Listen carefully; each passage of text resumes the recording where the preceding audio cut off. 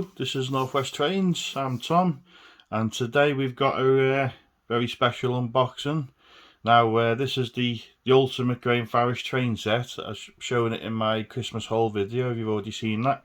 And people seem to be by far the most interested in this set. And like I say, I've wanted one of these for as long as I can remember. Unfortunately, as mentioned before, Graham Farish sold up to Bachmann, and as soon as Bachmann bought the place, they shut the factory down, moved off to China, and the rest is history. But unfortunately, they never recreated anything like this sort of set, so I never got the chance to get one by the time I was old enough to save up and buy one. But here we are, got one now. So let's just take a quick look before we take it out of the box. So as you can see here, we've got a Merchant Navy logo. The first thing I've noticed is the nameplate's a bit wonky, but I presume that's probably from either getting delivered here, getting thrown around in the post, or could have been like that from day one. Well, hopefully it's fixable. So we've got 4 Pullman coaches. I always like these coaches from Graham Farish. We've got an oval track here, controller. So we move on to the building side. I'll just see if I can try and hold it while I go through everything. So these are the building kits that Graham Farish used to do. We'll have a look at those later.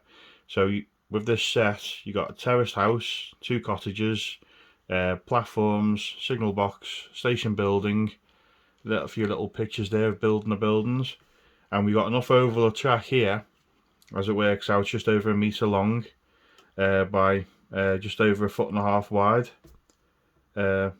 so 474 millimeters.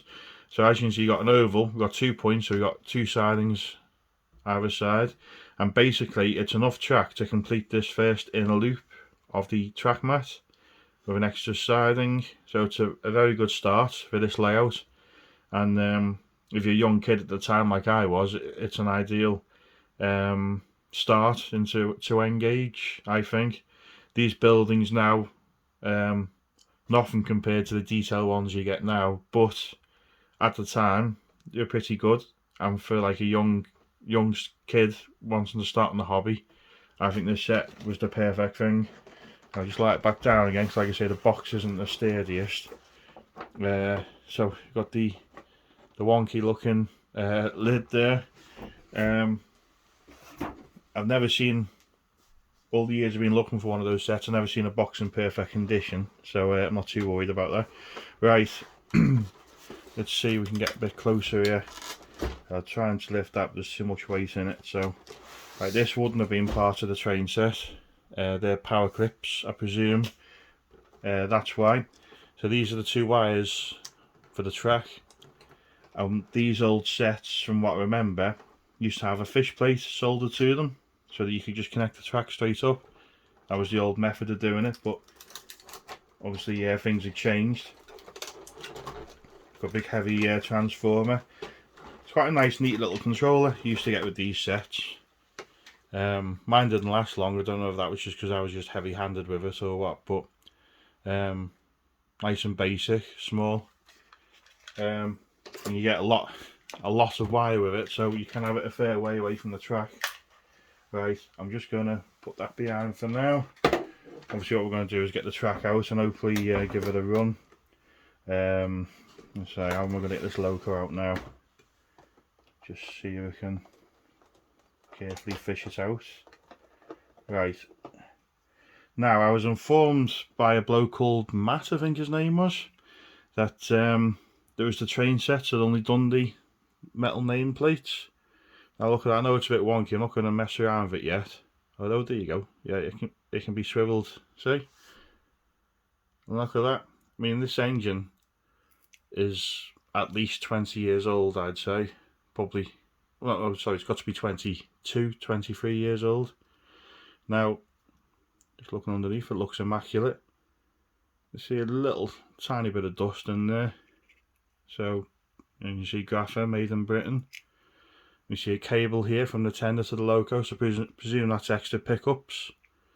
But really chunky, heavy looking loco, and that's all metal die cast from the boiler. Let's just see if we can get a video clip at the front of it. So when you say it's the Bournemouth Belle, don't know if we can get the camera to focus on that or not.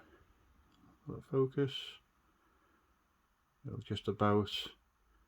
But yeah, it's a really, at the time, a really top of the range N-gauge loco. I know the newer ones, the wheels are a lot darker now, they're not like a shiny silver colour.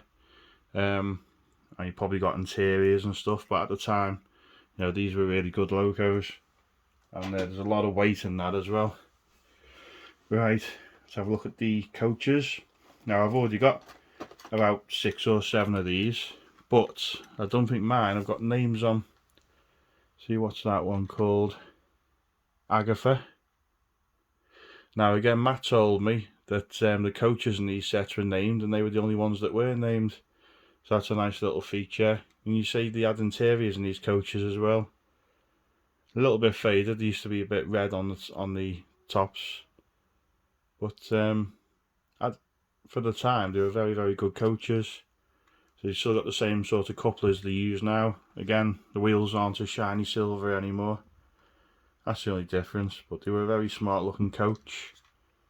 They had the same underpiecing a load of the other coaches. But for the time, I engaged the size of it running around the layout. Do you really need that much detail? So this one's coral. Again, looks in immaculate condition. All the buffers are there. See, it's glazing front and back. Full interior. That's got a bit more colour in, I think, than the other one. Yeah, you just make out the red a lot more. On the, I presume that's the table lamps. And we've got 2 Pullman brake coaches. Again, that one's a bit more faded on the inside. Glazing front and back. Very nice coaches they are. So I should have a rake of 8 of these now, or maybe even 10. Let's take a look at the final one. This one is Irene. Again, really nice gold decals there. Definitely a bit more fancier than my other ones. I'll dig out one of my other coaches and see what the difference is. But yeah, it was nice of them to come forward and give me that information. I'm a bit worried about this. This is a tender chassis, and I don't know whether the previous owner bought it as a spare, whether there's a problem with the loco when he bought it and this is a replacement, or whether this is the original. I'm not sure, but it makes you wonder, doesn't it? I can't see nothing wrong with it, so I honestly don't know. But it's there anyway. You don't need to see the track again, so let's have a look at the buildings. I have to lift this insert out. You can see what I mean about the plastic being brittle on these. That's very like wafer thin, and the weight of that transformer. Right, okay, so here now we have the infamous Magnum 2 track mat. Now I'm going to see if I can dig out some footage of my original. It's not the best footage. I really wish I did have a video of the original, but I'll see what I can do. I don't want to unroll this now. I want to keep this as it is. I want to keep this set complete if I can for now. One day, like I say, I might rebuild this track mat, but I'll have to get the space first. I really think it would be nice to build this layout again, just as a bit of Graham Farish nostalgia. Again, example, British built model railways before it all went to China. Right, so this is a plan of the layout. So this will, I think, give you a list. So that's basically all the products you need. So your ST11 will be your track, building products from the Graham Farish range, and here is a track mat plan. So you can see it's a pretty nice plan. The only thing I never liked about it originally was this inner curve, because it goes through the street seam. I think they'd have been better off leaving that out and having a double track line. I think that would have been what I done, and that's what I tried to create basically with mine. I made mine into a double track by this track coming along here and going into a second radius. So I sort of cheated a little bit, but again, it's only a guide and something for a beginner to work off. Now, compared to like a Hornby track mat where you're limited with space with double O gauge, look what you can fit in here. There's all sorts there. And if anyone's seen the new Hornby TT 120 range, I really think that Hornby missed a trick there, because I think to introduce a whole new scale the way they've done, I really think that they should have introduced a set like this to get themselves started. A set with a decent oval of track. I suppose they have that, but I'd say a bit more track. And I either said a few buildings, a station platform, a few little accessories, just so you got something to show rather than just an oval of track. Especially when you're waiting a long time for more products to come out. So it'd be interesting to see what happens with Hornby TT, but this is what sort of made me think, oh, I'd like to go back to the N gauge. So here we go, the beginning of a hobby of a lifetime. And there's a nice picture of how the track mat look, or could look. Now, because this was late 90s, just before a lot of things are privatised, you can see a lot of the old liveries. Now I've got this set, we'll have a look at that a little bit later on. But yeah, I had all these. The only thing I didn't have was the trees, because I never liked them. I put different type of trees in. So, but yeah, at the time it was a very nice beginner set. And there's your N-gauge track products. Obviously a lot's been added to that since 23 years ago. You see these buildings. I'll just move the rolling stock back a little bit.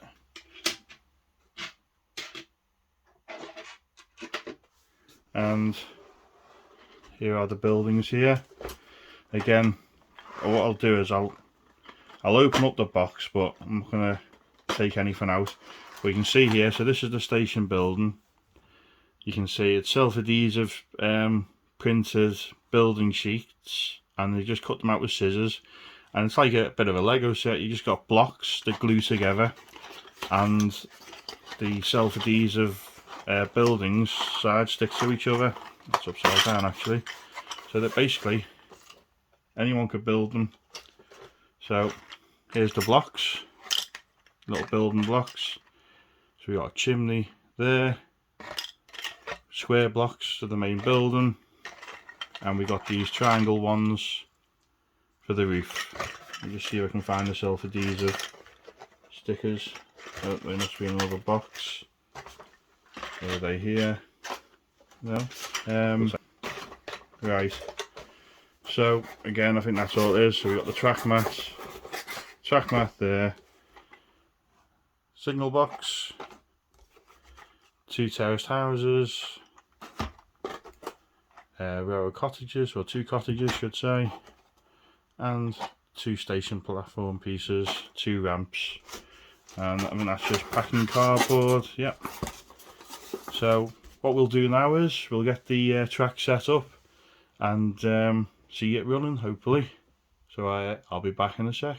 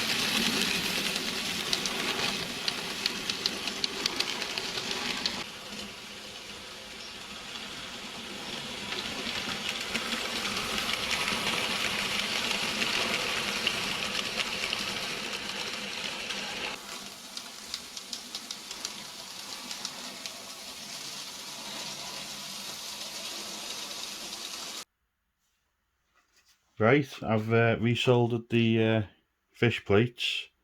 I've also realised I was a curve missing, so I managed to dig one out of my spares box. But other than that, it looks okay so far. So I'm just going to try and connect all this lot up now, hopefully, and we can get it running. It's a bit hard to get used to Engage again after being used to 00 for so long, but I still think it's a nice scale. Now you see Z gauge, and even I think it's called T gauge now, and you think how small they are, but I think Engage is still a nice size. So just lift up a little bit there. It's only to show it for today, so I can redo that. Alright, and there's our oval. See if I can move it over a little bit so you can see it. It's hard to get everything in the camera, just see if I can swivel it over there. So it's a good size oval. I'll do an overall view of it afterwards. What I'm interested at the moment is getting the train running. So I'm also conscious that the video has already gone on for quite a long time. There's quite a lot I wanted to discuss in it, so I hope I'm not being too boring. Right, I think that's on the track. Now I've not put any oil, done nothing to this train whatsoever. It's just exactly how it is, so let's just see if it works. So we've got our little handheld controller here. Let's just see what happens. And you know what? Look at that, works perfectly. Just try and start it off a bit. I'm already at top speed. Oh, spoke too soon. Yeah, that's not too bad. So I think this controller doesn't feel right. Unless that's just how they were. I can't remember, it was that long ago. But considering, oh, I've got the points the wrong way around. Considering this loco has been sat in a box for 20 odd years not doing much, I think that's pretty good. And all my old grain Farish engines, not one of them is broken. I might have damaged a little bit of the buffers or detailing over the years when I was a kid, but all the motors still work fine. So it just shows how good they were back in the day. Might not have been the best in terms of decoration, but they were really good quality. Okay, what I've managed to do is I managed to dig out one of my older coaches, so we can just compare them. And indeed, like what Matt was saying was true. The ones you bought separately didn't have names on them, so as you can see, the train sets were that bit more special. They still look good though, but it just shows, so if you ever get any with names, then they were originally from a train set. Now I'm just going to try and put all four together now, and we'll do a few little running shots of it.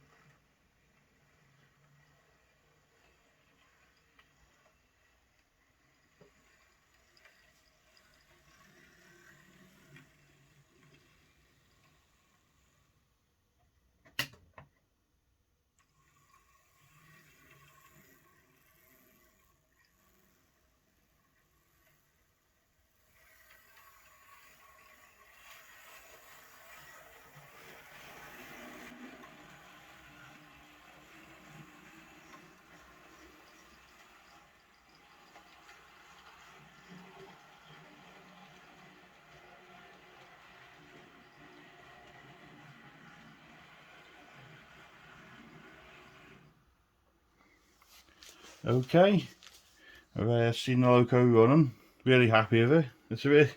It's to be honest, it's a much nicer model than I thought it would be. From what I remember, apart from the shiny silver wheels, it still holds up well. Right, I've got with me here now a couple of old brochures. So, this is my very first train set here. I say I'm sorry about the lighting. We have virtually no daylight today with the weather, and the lighting here is pretty rubbish. So I've got the camera light on. So sorry if it shines a bit. But yeah, this is my first set, the gaffer, and I still got the Loco now. It's not the best runner. It did have a lot of fluff in it from running it on carpets and things when I was little, but it's still going. I'm gonna hopefully get it running again, tidy it up a bit. You can see the odd coupler it's got in it, and again pointed out by Matt. He said about these four-wheel coaches that came with this set were the last ones that Graham Farish ever done. They never done any more in the range other than that. So there's the leaflet. As you can see, we've still got some lovely looking train sets there. We've got a standard class, a load of coaches. We've got the same Pullman coaches I've got now, but with an A3A, possibly a Flying Scotsman. Don't know if you can make it out on the writing. Class 31. So yeah, fantastic sets they were. And I think if Bachmann now wants to get people into Engage, and you see all the nostalgia that Hornby do now of their older trying sets and stuff, remaking them more modern. Get a system like this together again. It might cost more money, but when you think about it, when you buy a train set, you've got to buy more stuff to add to it anyway. So for some people who can afford it, want to get something in one go, it's perfect. And you can still have the alternatives like these smaller sets that are more affordable. So again, so this is like the catalogue from this was like 1997, and you can see it's quite a thick catalogue. And I'll go through these more on another video because I don't want the video to drag on too long. Now, this is a very battered magazine. This is what came with my very first train set. Now, there's a good view of the Magnum 2 layout, and you can see it was quite a good setup. Now, for a beginner, I think this was a great system. I mean, nowadays, if you'd done it again, you could have better buildings. You could have plastic buildings that you could glue together and weather up, which probably would be better. But for the time, these are pretty good. You can see where I've ticked off all the buildings here when I bought them, and you could originally buy the table. You could buy the whole layout ring in one go, but I just bought the track mat when we were on holiday one year, and this is the bigger track mat. This is the Magnum 3, so that's a different kettle of fish altogether. You can see it's got all different pass and loops, so a freight train can come in, another freight train goes that way, same vice versa, another train stops here while another train passes. It's like a railway within a small town or city, basically. It's quite interesting set track plan. And then these are like accumulation of different track mats, so you can get the Magnum 3, cut it up into strips and add it to the Magnum 2. I don't know if anyone ever did, but I just thought it'd be interesting to look at. Now, so this is the last catalogue the original Graham Farish brought out. It says here, items produced since October 1997. So this was the last one before they converted to Bachmann. But you can see how much smaller the range is in this one compared to the other one. And there's our train set here, the rebuilt Merchant Navy class Bournemouth Belle Pullman set. You can see the train set's changed to class 47 Royal Mail. The standard class is replaced with a class 4F tender locomotive. Got an A4 there with some Mark 1s. You can see the detail on the front of the locomotive there, the Bournemouth Belle. Very nice indeed. And you still got your smaller sets. You still got an oval track, Loco and 3 coaches. I did have this tunnel with my train set as well. But yeah, we'll have another look at the catalogues another day for there. But just quickly, this was 2002, so as far as I know, this is the first catalogue under Bachmann that Graham Farish brought out. As you can see, it's very, very basic. I think a lot of the models were already models in production and they just changed them slightly. I think some of them are actually 00 gauge pictures in this, but the range grew over the years. It's a lot better. Well, it's 100 times better now, but when I was a kid it was quite hard to get hold of any. So I think this was the first year that you could basically get train sets again. Now that's the same sort of train set I got first, circular track. No, you never got any buildings or anything like that. And then the larger set again, it's just 2 straight pieces of track, so it's a very small oval. Again, even the large sets, very, very small oval of track. And it was Bachmann's own track as well that they made rather than Pico, which was a bit of a shame because it's nowhere near the same quality, I don't think. I don't know what the sets are like now. I've not bought a Grain Farish train set for probably over 15 years. This was the last set I got, so I would have got this in 2004. So that's the set that I got last. And it was quite nice, very basic, but again, no decent, track to it. So what do you think? Should Bachmann bring out these sort of sets? Should Hornby do it with their new TT range? I really think that if they'd have done something like this with their TT range, it really would have caught the eye of a few people, myself. But anyway, so going back, I've dug out a few of my old buildings that I've still got hold of. And the back seat, and again, these are knackered now probably because they've been folded over so long. Only a very basic looking back seat. Got the sea in the distance. And like I say, I'm going to keep everything in this box. I don't want to be messing with it really, to be honest. Again, there's the back scenes. So again, you should be able to get these. Again, a little bit tatty. I'm going to touch them up a bit. But you got these little platform canopies, and again, it's just printed stickers you just stick on. They don't look too bad, not in an N-gauge layout anyway. It's one of the platforms, and these are things I've picked up over the years. These are still very popular, the old platform pieces. I've seen these go for silly money now, but I usually pay maybe £2 for them, couple of quid. I've got quite a few, enough for a layout now. This is from, again, the first Ranger train set. This is my brother's one, so this is a Merchant Navy engine. So it'd be interesting to compare this one with the old one. I'd imagine this one's more detailed, the wheels are more realistic because they're darker. This one's a non-runner at the moment though, unfortunately. I'm not sure what's wrong with it, so I'm going to get it out and have a look sometime. But yeah, so you can see the block built buildings just glued together. I mean, you see how much that cost me, 50p. Again, it's very simple, very basic, but for a young kid or someone who's never modelled before, nice and easy. You can see where I actually took that off my layout. Oops, oh, nice to drop it. It's just a garden shed. Again, we've got the platform canopy. These are the rows of terrace houses. These are the very first kits I bought. Actually, I got these before I got the track mat. I think it was Hornby Models used to sell them. Just with the intention of putting them on a layout really, but at the end I ended up with the track mat. Again, you can use this as part of the station building, or if you turn it around, it's a garage. So there's a few different versions of this. Again, same construction, nice and easy, they just glue together. And then you got the 2 triangle pieces that just line up. So, and there are a few of the sticky labels I've got left over. Just cut them out with a pair of scissors or use a very sharp knife, and that's it. So I hope you enjoyed that. I'm sorry it's another one of my long videos, but there was a lot I wanted to talk about in it. And like I say, let me know what you think. Big thanks again for watching. Check out my Facebook, Instagram. I'll put more pictures and videos on there as usual. And if you're not subscribed, please click on it and give us a like.